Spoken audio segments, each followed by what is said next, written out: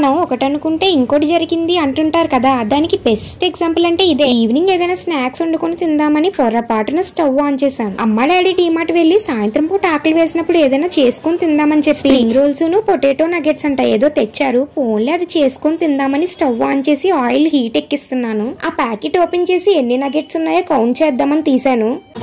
1 2 3 4 5 6 9 10 11 12 13 14 15 16 17 20 ఉండాల్సిన potato nuggets కాస్త 19 ఉంది. ఒక్కటి తక్కువైంది. ఏంటి ఇందులో కూడా మోసమే. చాలా ఆశతో అంతకు మించి చాలా ఆకలితో ఉన్నాను. అది ఎప్పుడెప్పుడు అయిపోతుందా, ఎప్పుడెప్పుడు తినేద్దామా అని ఎంతో ఎక్సైట్మెంట్ తో వండుతున్నాను.